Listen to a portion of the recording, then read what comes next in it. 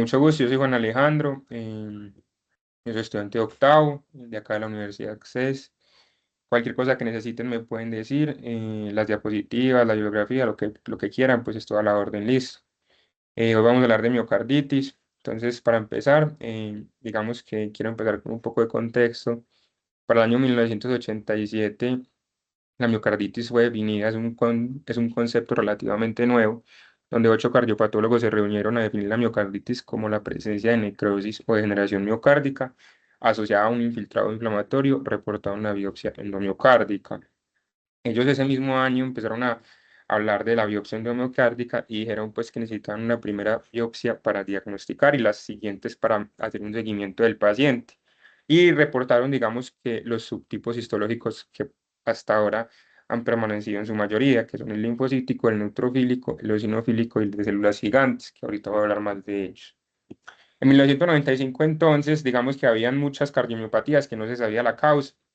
Entonces la sociedad y la Federación Internacional de Cardiología y la OMS se reunieron a hacer unas definiciones de las múltiples cardiomiopatías y encontraron pues que había una cardiomiopatía inflamatoria que era definida como una miocarditis asociada a una disfunción cardíaca. La miocarditis entonces es una enfermedad inflamatoria del miocardio que es diagnosticada por unos criterios histológicos, inmunológicos e inmunohistoquímicos establecidos de causas idiopáticas, autoinmunes e infecciosas. Entonces, para el año 2013, digamos que en el mundo de la medicina, para esta enfermedad se recomendaba hacer una biopsia endomiocárdica para todos los pacientes que se sospechara miocarditis. Sin embargo, vamos a ver durante la charla que en la actualidad la biopsia endomiocárdica no es mandatoria como método diagnóstico y que con un conjugado de los signos, los síntomas, los laboratorios, teniendo pues la troponina ultrasensible el mayor rol, y en las imágenes la resonancia cardíaca podemos llegar a un diagnóstico definitivo de miocarditis. Entonces la biopsia endomiocárdica en estos momentos se reserva para pacientes específicos y ya a partir de la charla les voy a explicar por qué. Entonces empecemos con unos conceptos, empecemos pues con el concepto de miopericarditis y perimiocarditis, que son conceptos que se confunden porque son muy parecidos y suenan muy igual, ¿cierto? Entonces, la miopericarditis es la complicación de la pericarditis. Va a ser caracterizada por una elevación de las troponinas sin disfunción sistólica, y creo que esto es lo más importante, mientras que la perimiocarditis es una complicación de la miocarditis aguda per se. Esta sí va a estar asociada a una disfunción sistólica, a la pericarditis y a las troponinas elevadas. Entonces, empecemos por la epidemiología. ¿Por qué es importante hablar de esta enfermedad? Bueno, es una enfermedad con alta morbimortalidad. No es rara. Hay de 4 a 14 casos por cada 100.000 personas año. Y digamos que a partir de la resonancia cardíaca ha aumentado su incidencia de diagnóstico. En el año 2021, un pico de casos, aproximadamente 4 casos por 100 pacientes, por 1.000 pacientes, ahí me equivoqué, perdón, por 1.000 pacientes hospitalizados por miocarditis posible, probable o definitiva. Digamos que en teoría eso se explicaba porque el SARS-CoV-2 podía ser una etiología que explicara pues la miocarditis en la mayoría de estos pacientes y digamos que en esa época estábamos en la pandemia de este. Y eh, también quería traer acá a colación que el riesgo de tener miocarditis al vacunarse contra el COVID es de aproximadamente 1 en cada 100.000 casos. Entonces, en la etiología las podemos dividir grandes en infecciosas versus no infecciosas, aunque las etiologías, digamos que pueden ser hasta infinitas y idiopáticas. Entre las infecciosas van a ser esas las más comunes y entre ellas los virus van a ser los más estudiados y los más comunes en todos los pacientes. Igualmente, en la mayoría de los casos no se va a lograr demostrar la etiología y digamos que a medida de que la literatura avanza, la fisiopatología se ha empezado a entender a partir de los virus. Aunque la miocarditis se definió en 1987, hay literatura desde 1950, teniendo pues como los más importantes el virus del VIH, el Coxsackie virus, el SARS-CoV-2 y la hepatitis C. Ahora las causas de miocarditis, digamos que como les dije ahorita, grandes es infeccioso y no infeccioso, pero yéndonos más específicos, entre las infecciosas pueden ser virales, bacterianas y por protozoos. Para destacar de las virales, el SARS-CoV-2 y el Coxsackie, y de los protozoos el Trypanosoma cruzi, que es la enfermedad de Chagas, que es una cardiomiopatía específica, que es la cardiomiopatía por Chagas. Medicamentos y vacunas, digamos que hay múltiples vacunas y medicamentos asociados pues a reacciones de hipersensibilidad principalmente. Y también hay una nueva forma de miocarditis importante a medida de que los inhibidores del checkpoint han tomado una gran importancia en el manejo de los pacientes oncológicos, que también es un tipo de miocarditis específica. También están causas tóxicas relacionadas a las enfermedades sistémicas autoinmunes, que este va a ser un grupo etiológico y etario muy importante, ya vamos a ver por qué ahorita más tarde, y asociadas a variantes genéticas. Entonces, la fisiopatología. De la fisiopatología, como he mencionado, no está totalmente descrita. Lo que sabemos es basado en modelos murinos y virus cardiotrópicos. Digamos que en los últimos 5 años ya he visto que la genética y la microbiota intestinal puede tener puede generar una predisposición al paciente a tener una miocarditis. Sin embargo, digamos que esto no es como algo muy fuerte. Entonces, basándonos en los virus cardiotrópicos, que fue lo que mencioné ahorita, que es donde más hemos entendido esta enfermedad, digamos que la fisiopatología de estos es que entran a los miocitos a través de un receptor transmembrana. Allí van a activar la inmunidad innata, que normalmente dura de 1 a 7 días. Posterior a eso, se va a activar la inmunidad adquirida, porque el virus se va a replicar y esta inmunidad adquirida va a generar una infiltración de células T y autoanticuerpos que puede durar de 1 a 4 semanas, ¿cierto? Acá es donde probablemente se dé el daño tisular del miocardio y ya digamos que tenemos una etapa final donde el virus se puede eliminar o puede evolucionar hacia una cardiomiopatía dilatada. Bueno, entonces para resumir lo que acabamos de hablar, tenemos dos triggers, infecciosos y no infecciosos. Vamos a tener una susceptibilidad principalmente por tener una enfermedad autoinmune, por tener una microbiota intestinal específica o por tener mutaciones genéticas. Vamos a tener una respuesta inducida por la inmunidad innata, una respuesta inducida por la inmunidad adaptativa, que es donde va a haber la miocarditis aguda y el daño del miocardio, y ya por último una enfermedad inflamatoria crónica. Entonces, la clasificación de la miocarditis puede ser aguda o crónica. Aguda menor a 30 días y crónica mayor a 30 días. Digamos que en la crónica suelen ser los pacientes que ya van a tener una clínica pues desfavorable de falla cardíaca, cardiomiopatía dilatada. Sin embargo, es importante definir ciertos conceptos alrededor de la crónica. Entonces, la miocardiopatía viral crónica es donde no se elimina el virus. La miocarditis crónica es donde se elimina el virus, pero la inflamación persiste. Y la miocardiopatía inflamatoria crónica se elimina el virus, la inflamación persiste y hay una disfunción sistólica asociada. Hay pacientes que se pueden curar de la miocarditis y hay pacientes que, pues en teoría, quedan con un espectro de miocardiopatía dilatada con unos hallazgos inespecíficos a la histología. En la clínica, digamos que es muy parecido a un dolor torácico de origen cardíaco. Entonces, los pacientes van a tener en su mayoría dolor torácico, disnea. Digamos que a resaltar está la fiebre en un 65% de los pacientes, el síncope, y eso es muy importante. Normalmente los pacientes tienen síntomas gripales o gastrointestinales previos, que va pues acorde a la fisiopatología que ya hablamos. La miocarditis aguda, en su mayoría, el 73,4% va a ser no complicada, pero digamos que el 26,6% es un valor todavía muy grande, o sea, es casi que un cuarto de los pacientes que van a ser complicados. ¿Y cómo sabemos que van a ser complicados? Porque llegan con shock cardiogénico, llegan con síntomas de falla cardíaca aguda, llegan con arritmias ventriculares, con el electro alterado. Entonces, digamos que esta miocarditis aguda complicada, eh, como ya lo mencioné, pues va a tener esta clínica, que me salte la diapositiva. Y en este tipo de pacientes va a haber una miocarditis fulminante.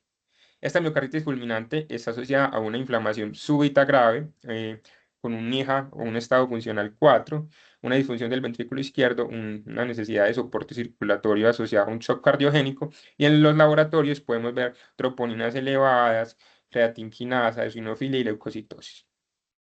Entonces, quiero también hablar del MINOCA. Entonces, ¿por qué es importante hablar del MINOCA?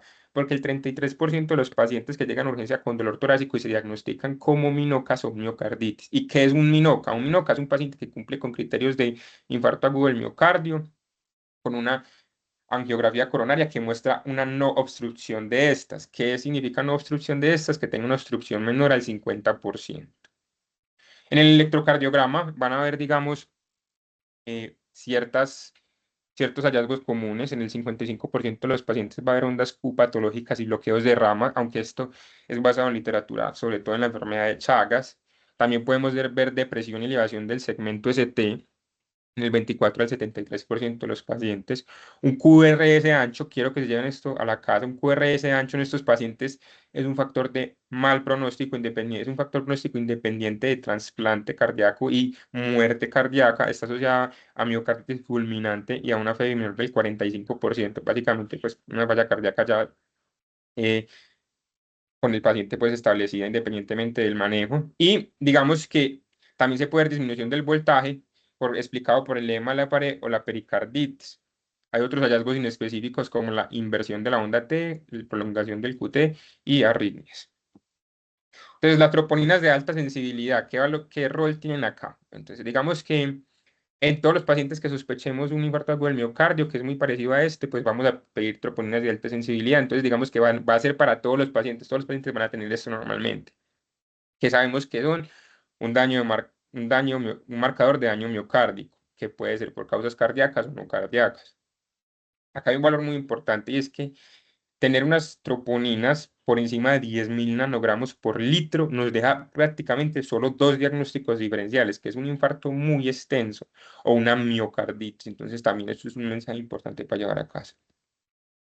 La ecocardiografía, también a todos los pacientes van a tener ecocardiografía cuando sospechemos una miocarditis. Obviamente nos va a evaluar la función ventricular y nos va a ayudar para hacer diagnósticos diferenciales. Acá quiero traer un concepto muy interesante que empecé a aprender mientras hacías estas diapositivas, que es el strain longitudinal. Entonces, ¿para qué nos va a servir el strain longitudinal? Entonces, el strain longitudinal es relativamente nuevo, quiero que sepan que es preciso y que nos va a servir para poder hacer la detección temprana de esos pacientes con daño miocárdico leve. ¿Cuáles son los pacientes con daño miocárdico leve? Los pacientes con FEI preservado. O sea, que yo sé que el paciente no se le bajó la FEI por la miocarditis, pero yo sé que el paciente sí tiene un daño, digamos, por esta causa. El valor basal nos va a servir para hacer un pronóstico y también para un seguimiento a medida que este valor cambie en el tiempo. El valor normal es de -20 más o menos dos desviaciones estándar. ¿Qué significa -20? ¿Cómo que -20 un valor? Bueno, entonces, ¿qué es el strain longitudinal? Antes de explicarles, quiero decirles que este link de YouTube me ayudó mucho a entender lo que significa. Está tanto en inglés como en español. Pues por si lo quieren ver, pues perfecto. Entonces, ¿qué es el strain longitudinal? Pues el strain longitudinal lo que mide la deformación en sentido base, apex de la cavidad. ¿Qué es eso en palabras simples? Cómo se contrae el corazón. Listo, en la sístole. ¿Y quién es el encargado de la sístole? Pues las fibras longitudinales del corazón que pertenecen a las fibras subendocárdicas del corazón, que esas en sí son las primeras en afectarse en cualquier tipo de patología cardíaca. Entonces quiero que pues tengan eso en mente para que sepan que puede ser muy útil y es muy bacán. Listo.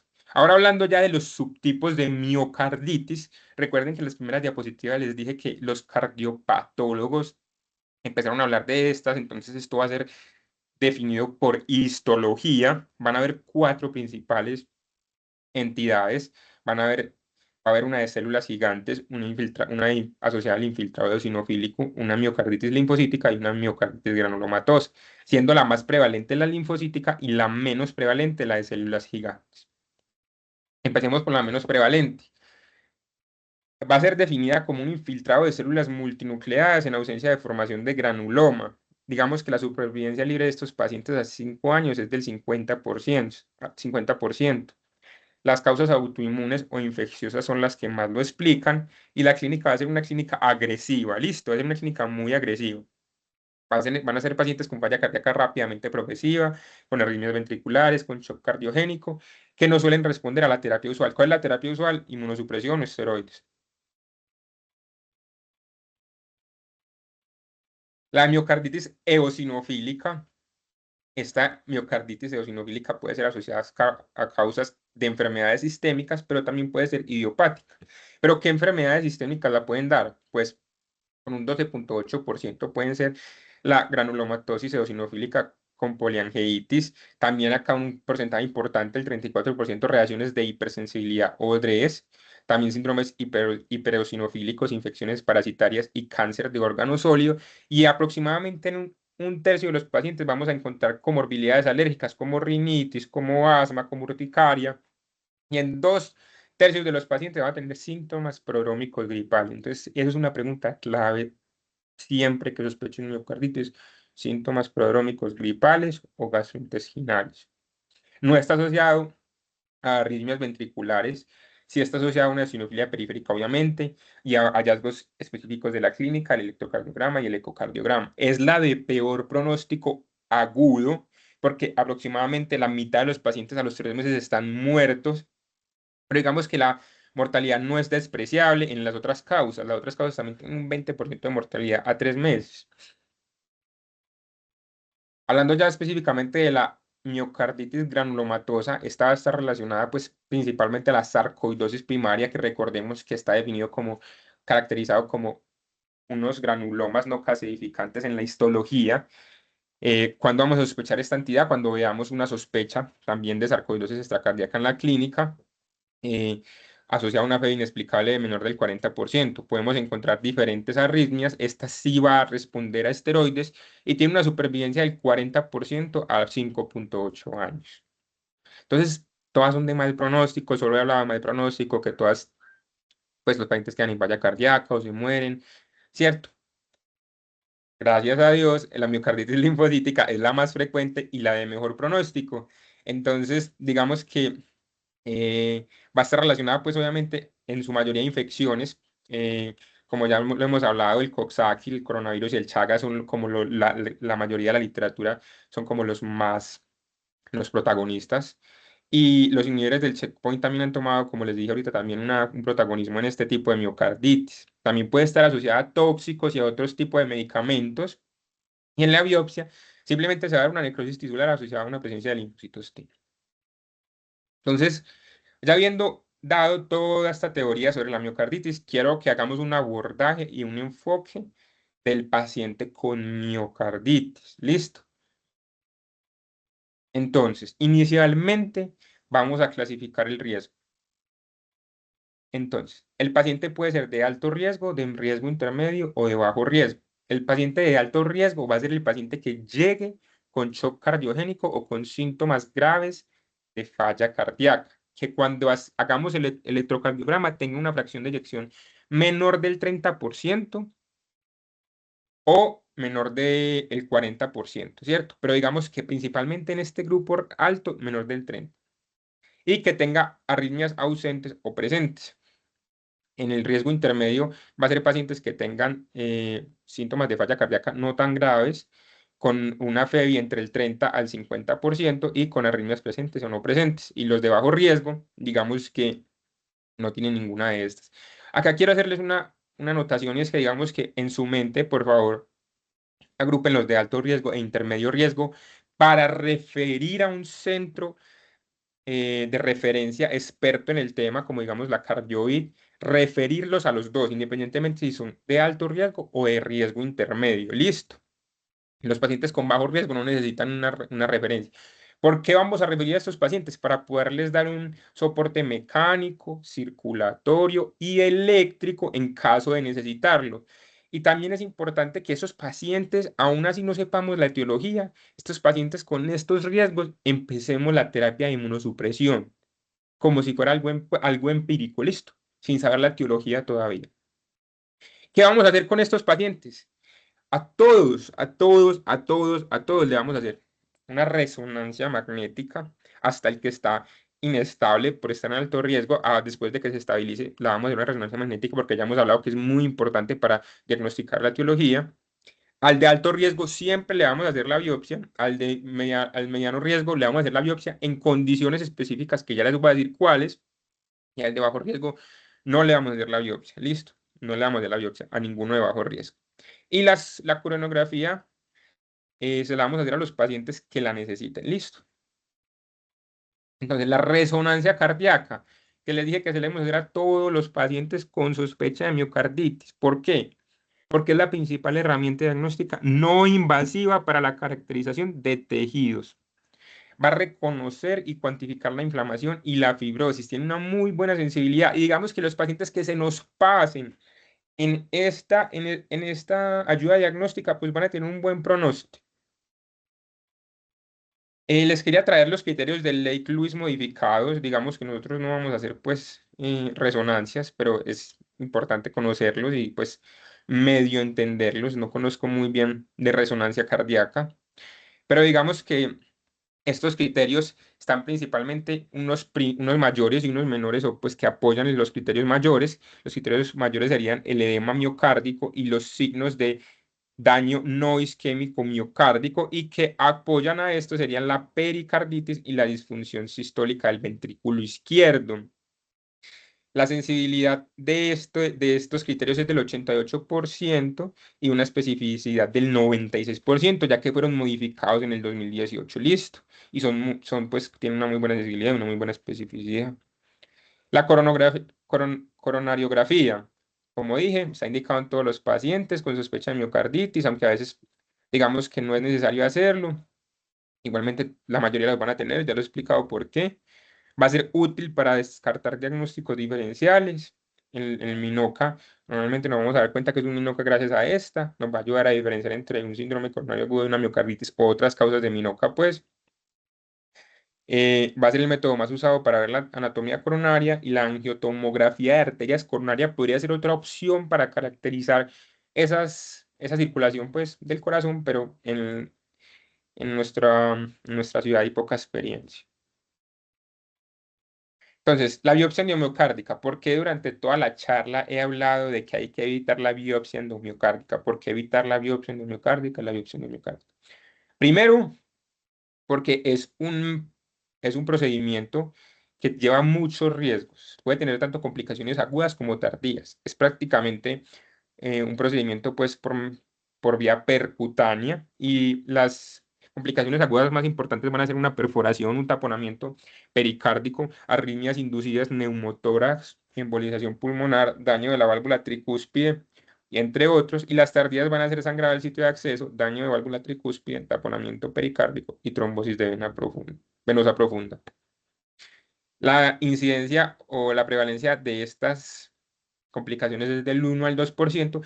Sin embargo, además de ser tan riesgosa, digamos que también es asociado a varios falsos negativos. En la literatura se describen diferentes estrategias para aumentar la sensibilidad, como que sea guiada por ecografía, que sea guiada por TAC, por diferentes imágenes, pero digamos que, como les digo, es mejor reservársela para pacientes específicos.